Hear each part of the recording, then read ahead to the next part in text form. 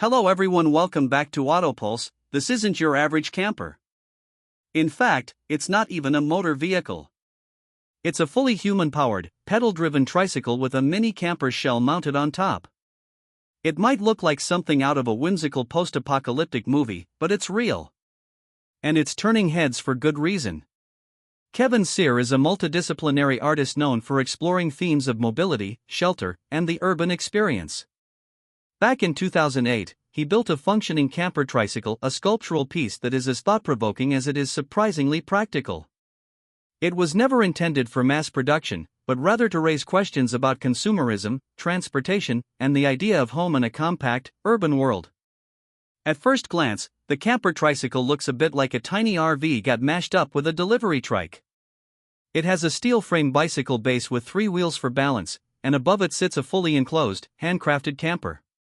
Inside, you'll find the bare essentials: a bed, a small storage area, a shelf, and enough room to sit or lie down. It's not luxury, but it is comfort scaled down to its raw, essential form. Now, you might be wondering, who would want to pedal around with a camper on their back? And that's exactly where the conversation gets interesting. In an era dominated by fossil fuels, rising rents, and a thirst for minimalism, Kevin Cyr's creation touches on all these tensions. It challenges the idea that travel and shelter have to come at a great financial or environmental cost. Instead, it offers a slow, deliberate, and environmentally conscious way to move through the world. The camper tricycle is not about speed, it's about presence. When you're riding one, you're part of the landscape. You're not zooming past it in a climate-controlled capsule. You're feeling the weather, the rhythm of the road, and the effort of your own body propelling you forward. It reconnects you with the act of travel in a way that cars and planes simply can't. It's also a form of protest against overconsumption, against gentrification, and against the idea that bigger is always better. In cities where housing is increasingly unaffordable, the camper trike feels like a poetic solution. It may not be legal to live in full-time, but it certainly makes a statement. Mobility and shelter can be accessible, handmade, and personal. There's also something undeniably charming about it. People smile when they see it. They stop. They ask questions. The camper trike sparks conversations about art, about independence, and about the future of sustainable living. In a world filled with noise, algorithms, and fast-paced media, something this simple can still surprise us, and that's powerful. Of course, there are limitations. It's heavy. It's not easy to pedal uphill. And it's not built for long-distance road trips across rough terrain. But those limitations are part of the message. They force you to slow down, to stay local, to think differently about distance and destination. It's not about how far you can go, it's about how intentionally you get there. Kevin Cyr's tricycle camper isn't for everyone. It wasn't meant to be. But it speaks to a growing community of people who are rethinking what it means to live well with less. Van lifers, tiny house dwellers, and off-grid nomads all share that same spirit: freedom, mobility, and simplicity.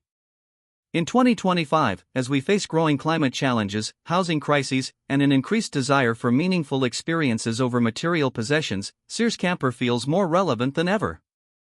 It's not a product. It's a conversation starter.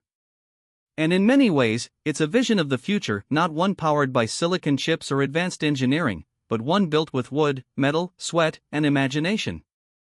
It reminds us that innovation doesn't always look like a Tesla or a smart city.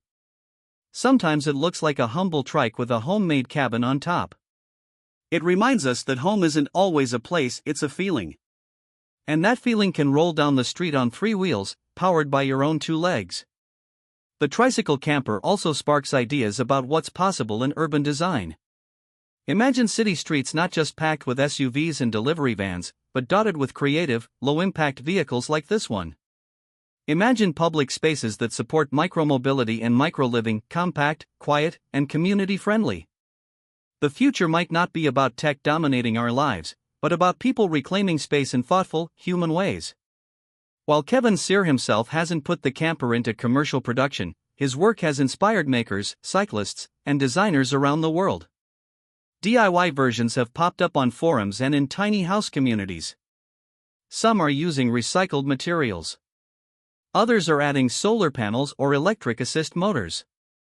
And each one reflects the unique personality and values of its creator. That's the beauty of this kind of design, it's not one size fits all. It's one size fits you. It can be adapted, reimagined, and rebuilt. Whether it's used for art, activism, adventure, or just a bold statement about living light, the camper tricycle keeps rolling forward slowly, surely, and entirely on its own terms. So maybe the future of camping, of living, and of moving around the world isn't a flashy app or a billion-dollar vehicle. Maybe it's something simpler. Something slower. Something handmade. And maybe, just maybe, it rolls by on 3 wheels, carrying everything you need, and nothing more.